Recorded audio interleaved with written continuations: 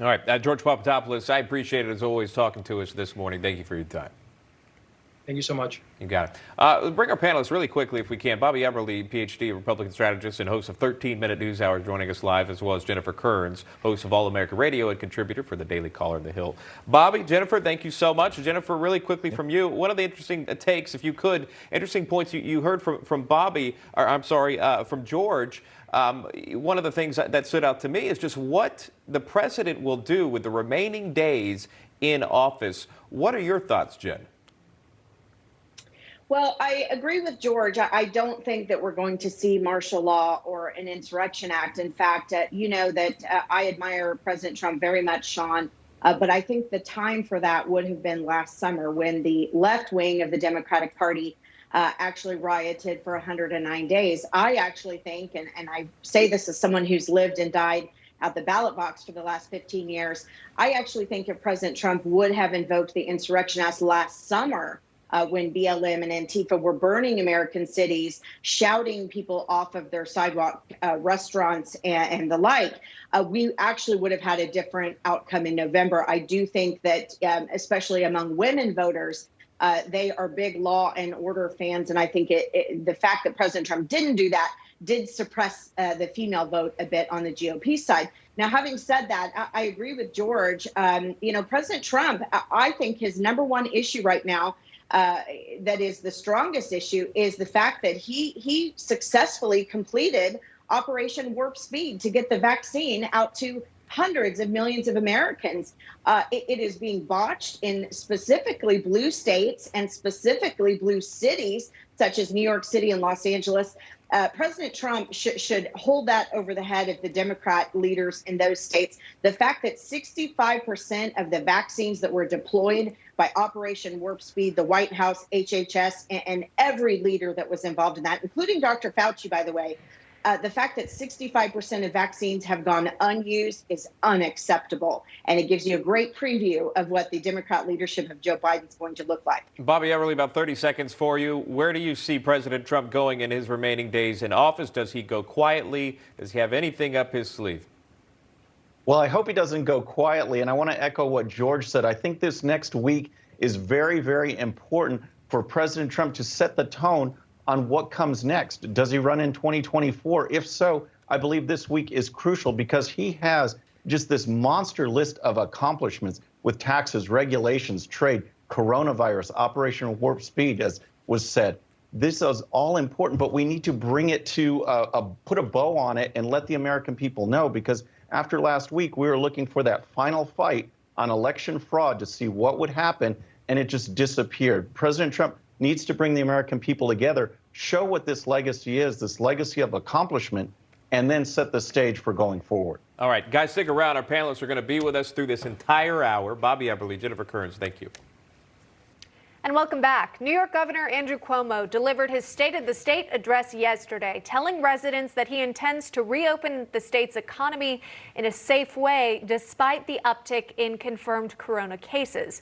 Now, he tweeted out part of it saying, quote, "We simply cannot stay closed until the vaccine hits critical mass. The cost is too high. You will have nothing left to open. We must reopen the economy, but we must do it smartly and safely." End quote. Joining us to discuss is Allison Marchese and Max Colecchio, the owners of Max's Esca on Staten Island. Also, our panelists are standing by. We have Jennifer Kearns and Bobby Eberle. Thanks, everyone, for being with us this morning. Allison and Max, I will go to you because you are the experts on this. You being business owners in the state of New York here, what does this mean, this announcement from New York Governor Andrew Cuomo that he plans to open things up? But clearly, you guys, you've come on the program. You've been trying to open up for months now. Thank God that he said that. I'm hoping that it has a lot of weight to it and that he doesn't flip back the other way. I know he goes back and forth a lot. He says he goes by numbers. Last week, I thought he was getting ready to shut us down. So I'm not sure how this came about. We know there's a lot of lawsuits against him right now, against him and the mayor for trying to get us open. Not only it's from all groups. So Erie County right now, we know, has a lawsuit that one of the judges demanded the state show evidence that was supposed to have been showed to them on Friday. So we're wondering if there's just feeling a lot of pressure from the lawsuits, and maybe that's why he came back around. I mean, we've been ready to open. Everybody else in New York is open. The schools are open now. I know every business is pretty much open, hair salons, the malls, obviously the big box stores. So we're ready. I mean, we're ready to be working here. Yeah, I'd read some contact tracing data that restaurants and bars accounted for 1.4% of the spread of coronavirus cases. Clearly a very small number in comparison to those household gatherings. I believe that was about 70+% of the spread. Max, if you don't mind just sort of explaining what restrictions you're dealing with right now, because it is so different across the country. Just break it down what your restaurant's limitations are right now. So right now, we're only allowed to operate outdoors. Obviously, being in New York in January and February doesn't make for the best situation. So we do have tents set up in the rear. We put an expense in building a deck, buying tents, and also providing infrared heating, which costs a ton of money to do. Every time we turned around with every situation that came to us, we always had to try and be ready for it to maintain our business, so we weren't forced to close down. Obviously, in September, we were very happy to get back inside at 25%. Come November, we were expecting to go to 50%, but in fact, come December, they wound up just punching us in the stomach and closing us down for indoor dining. Yeah. So, our industry is suffering tremendously. Right. This last announcement, I was actually thrilled to see that there was some sort of change in his thinking. Yeah, it sounds like he might be more welcoming the idea of opening things up and understanding that there could be a negative effect of him deciding to shut everything down. I want to play the soundbite directly, and then our panelists can react if you don't mind. We simply cannot stay closed until the vaccine hits critical mass. The cost is too high. We will have nothing left to open.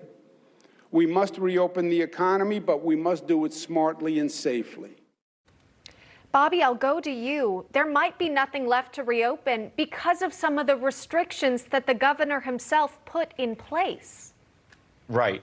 And Emma, you alluded to something earlier when you were talking about the percentage of coronaviruses that come from restaurants. You are dangerously flirting with following the science. And this is the problem, is that they're not following the science. It's all politics. Conservatives, they've believed for a long time now that, hey, should Joe Biden get in, watch coronavirus disappear. We're talking about cases going up and other things like that. And yet now we have this speech from Cuomo saying we need to reopen safely.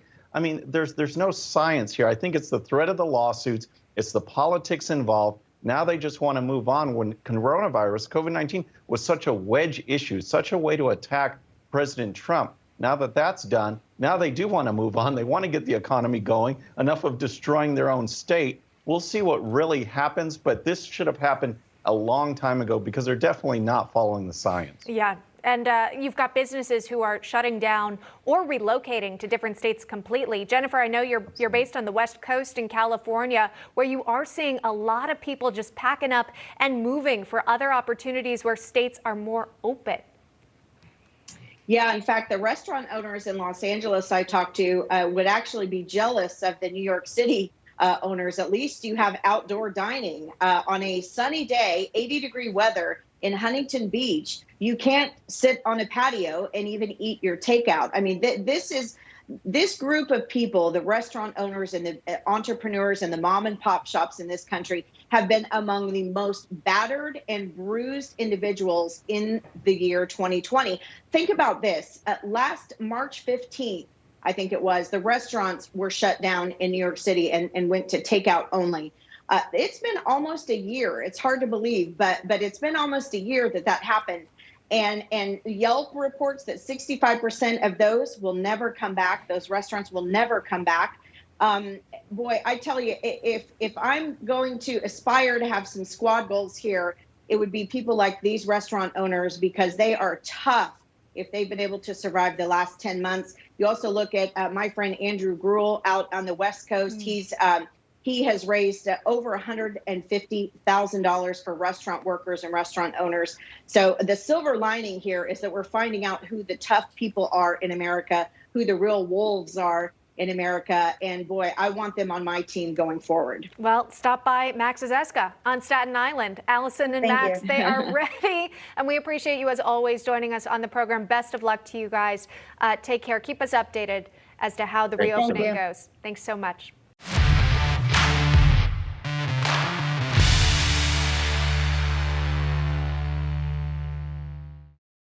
Okay, friends, thanks so much for watching. And before you go, please hit that subscribe button, hit that bell so you'll be notified.